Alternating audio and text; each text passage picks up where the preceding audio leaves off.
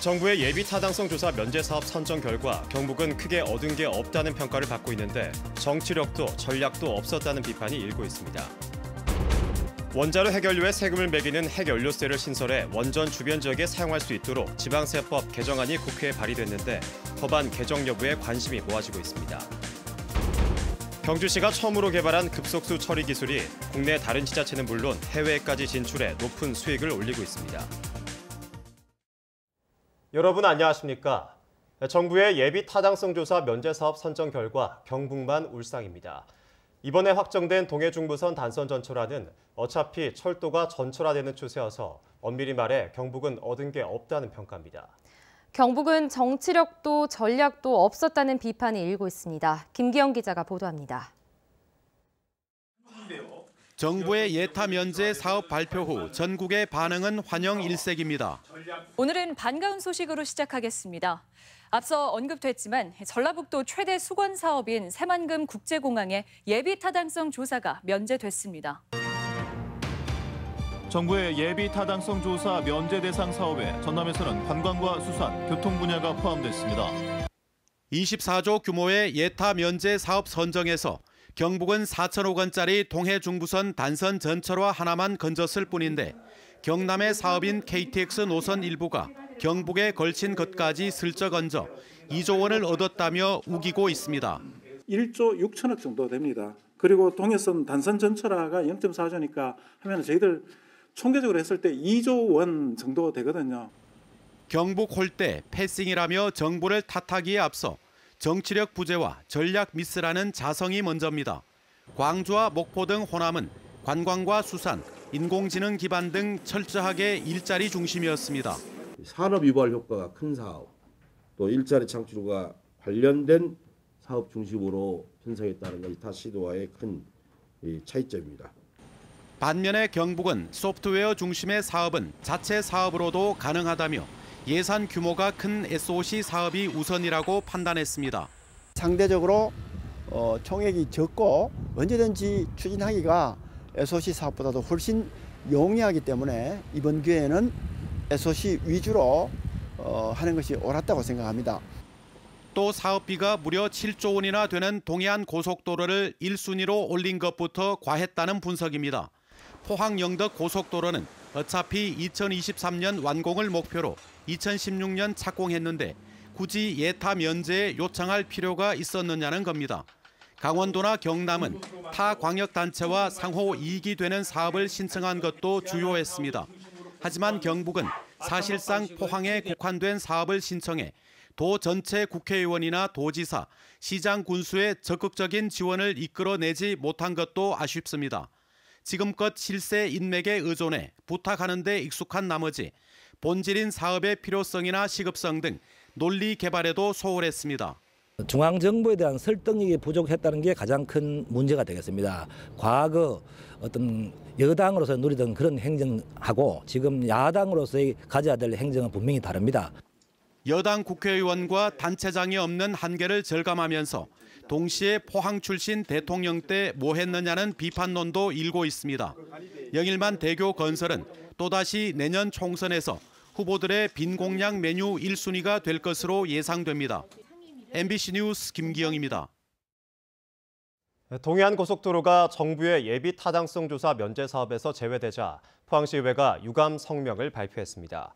포항시의회는 정부가 채택한 동해중부선 단선 전철화도 사업비가 4천억 원에 불과해 타 지역과 불균형이 심각하다며 경북 홀대로 느낀다고 밝혔습니다. 포항시의회는 영일만 대교 건설이 예타 면제를 받지 못했지만 총사업비 변경 승인을 통해 반드시 추진할 것을 정부에 촉구했습니다.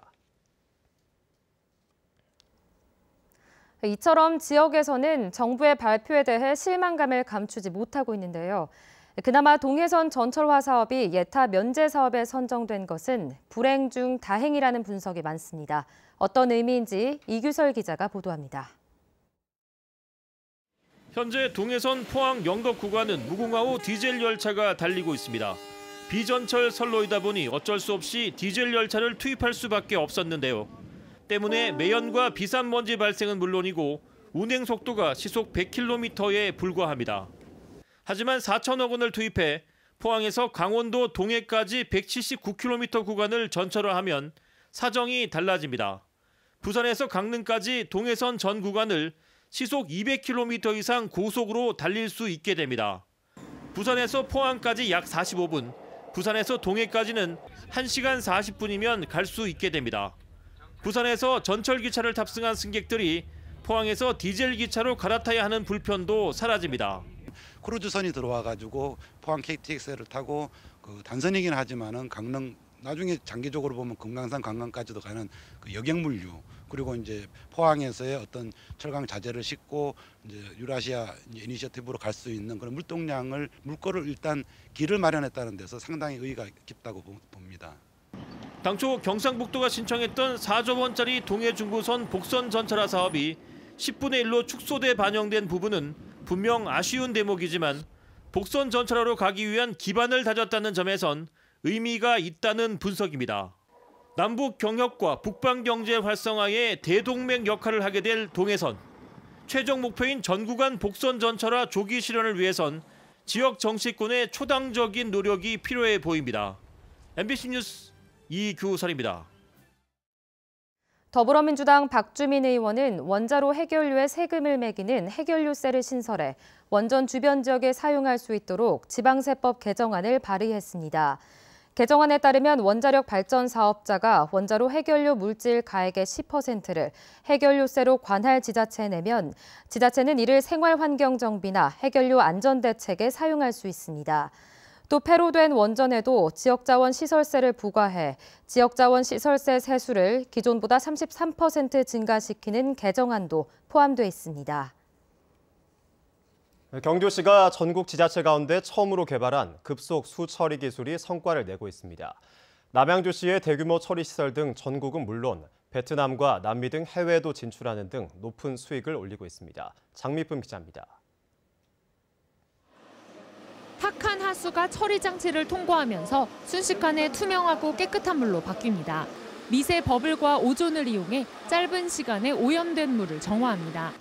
경주시가 자체 개발해 특허를 획득한 하수 급속 수처리 기술입니다.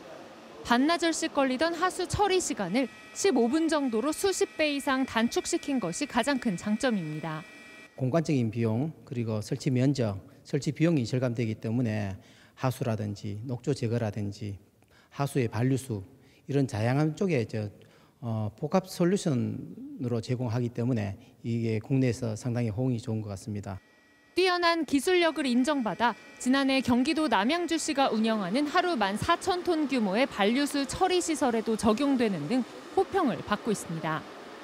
2014년 특허 이후 기술력을 바탕으로 최근에는 사업 다각화와 함께 본격적인 수익 창출에 나서고 있습니다. 이동식 차량 형태로 특수 제작해 활용성을 높이는 한편 민간업체와 함께 전력 소모량을 크게 절감하는 기술융합 사업 개발에 착수하기도 했습니다. 이 같은 성장세에 힘입어 해외 수출 전문 기업과 기술 이전 협약을 체결하는 한편 브라질과 에콰도르, 필리핀 등지로의 해외 진출도 진행 중입니다. 경주시 브랜드로 된 우수 물기술을 전 세계에 보급하여 수익 창출과 동시에 경주시를 홍보하고 일일 물 문제 해결에 기여할 수 있도록 올 한 해도 열심히 뛰겠습니다. 경주시는 연구 인력을 보강해 저에너지형 신기술 개발에도 박차를 가하고 있습니다. 지속적인 투자와 지원으로 에코 물센터를 국내외에서 두루 인정받는 물 전문 연구소로 육성하겠다는 방침입니다. MBC 뉴스 장미쁨입니다. 경기도에서 구제역이 발생함에 따라 경북도는 구제역 위기 단계를 주의로 높이는 등 총력 대응에 나서고 있습니다. 거점 소독 시설과 통제 초소 14곳을 설치해 차단 방역에 나서고 도내 사육 농가에 대한 임상 예찰과 함께 철새 도래지와 전통시장 등에 대한 방역 작업을 벌일 계획입니다. 우리나라에 거주하는 외국인 가운데 한 해 10,000명 정도가 우리나라 국적을 취득합니다. 우편으로 허가 통지서만 보냈던 정부가 자긍심을 갖게 하기에 너무 무성의하다는 지적을 받자 올해 처음으로 국적증서 수여식을 열었습니다. 윤태우 기자가 보도합니다. 중국 지린성에 살다가 2008년 경북 구미에 정착한 중국 동포 나영남 씨. 중소기업에서 일하며 행복한 가정을 꾸리고 사는 나 씨는 한국에 온 지 10년 만에 한국 국적을 얻게 됐습니다. 올해 초등학교에 입학하는 아들도 함께 국적을 얻었습니다. 대한민국 국적을 받아갖고 앞으로도 열심히 잘 살고 좋은 일 많이 하고 우리 연찬이도 잘 키워갖고 나중에 쓸모있는 사람이 됐으면 합니다. 올해 대구 경북 국적 취득자 71명을 대표해 아들과 함께 국민 선서를 하고 국적 증서까지 직접 받아 기쁨이 2배입니다. 한국 국적을 얻게 된 사람들을 한자리에 모아놓고 국적 증서를 주는 행사가 올해 처음 열렸습니다. 지금까지는 우편으로 허가 통지서를 보내는 게 고작이었습니다. 본인이 직접 국민선서를 하고 그다음에 국적 증서를 수여받음으로써 대한민국 국민으로서의 소속감과 자긍심을 느낄 수 있도록 이렇게 이제 하기 위해서 국적법을 개정하게 되었습니다. 문재인 대통령도 영상으로 축하 메시지를 보냈습니다. 여러분도 마음으로 한국인이 되어주시기 바랍니다. 누군가 어려울 때 앞장서서 손을 내밀어주는 좋은 이웃이 되어주시기 바랍니다. 국적 취득자와 그 가족들은 더 이상 이방인이 아닌 당당한 대한민국 국민으로 인정받는 계기가 되기를 간절히 바라고 있습니다. MBC 뉴스 윤태호입니다. 포항 울릉간 대형 전기 여객선인 선플라워호가 2달간의 선박 안전검사를 마치고 오늘부터 운항을 재개했습니다. 선플라워호는 포항에서 오전 9시 50분, 울릉도에서는 오후 3시 때 출항하며 선라이즈호는 다음 달 2일부터 포항에서 오후 2시, 울릉도에서 오전 9시 30분으로 출항 시각이 변경됩니다. 예천군 의회의 해외 연수 추태 파문과 관련해 더불어민주당 경북도당은 당 소속 선출직 공직자와 당직자의 윤리규범 실천 결의문을 채택했습니다. 당 소속 공직자와 당원들은 공정하고 청렴하게 직무를 수행하고 사회적 약자를 비하하거나 갑질과 폭행, 폭언 등을 절대 하지 않는다는 4개 항목을 선서하고 결의문에 서명했습니다. 민주당 경북도당은 예천군 의회 사태를 계기로 윤리규범에 반하는 사례가 발생하면 지위 고하를 막론하고 엄중히 책임을 묻겠다고 밝혔습니다. 경북 동해안은 오늘 낮 동안 평년 수준을 크게 웃도는 기온 분포를 보였습니다. 내일 새벽부터 눈이나 비가 오겠고 바람도 강하게 불면서 춥겠습니다. 안수진 기상캐스터입니다. 오늘 낮 동안 기온이 크게 오르면서 포근한 하루였습니다. 다만 오후가 되면서 바람의 세기가 강해지기 시작했는데요. 밤부터는 하늘이 점차 흐려지기 시작해 내일 새벽부터 밤까지 경북 동해안과 울릉도 독도에는 눈과 비가 섞여 내리겠습니다. 예상되는 눈의 양은 경북 동해안과 울릉도 독도에 3에서 8cm고요. 예상 강수량은 5에서 10mm입니다.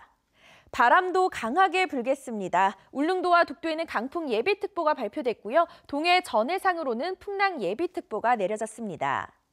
내일 아침 경북 동해안 전역은 영상권에서 출발하겠습니다. 낮부터는 찬 공기가 밀려오면서 오늘보다 기온이 6도에서 10도가량 낮아 춥겠습니다. 자세한 내일 날씨 알아보겠습니다.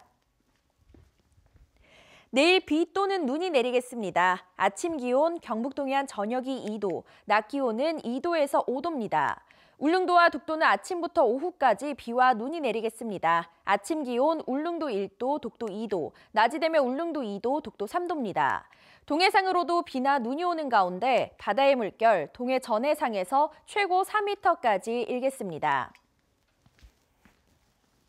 모레부터는 다시 맑은 하늘을 되찾겠지만 아침 기온이 뚝 떨어지면서 반짝 추위가 찾아오겠고요. 설 연휴 전날인 일요일에는 다시 한 차례 비 예보가 들어 있습니다. 날씨였습니다. 경상북도는 경기 활성화를 위해 올해 상반기 지방재정 집행 목표를 64.5%로 정하고 행정력을 집중하기로 했습니다. 상반기 조기 집행 금액은 지난해보다 7.2% 늘어난 4조 8천억 원으로 지역경제 파급 효과가 큰 일자리 창출과 SOC 사업 분야 예산을 가급적 빨리 집행할 계획입니다. 영덕군은 고용노동부의 맞춤형 일자리 창출 지원 사업의 하나로 올해 요양보호사 30명을 양성하기로 하고 위덕대학교 산학협력단과 업무 협약을 맺었습니다. 영덕군은 지난 2015년부터 지난해까지 요양보호사 105명을 양성하기로 했습니다. 이상으로 포항 MBC 뉴스를 마치겠습니다. 여러분 고맙습니다.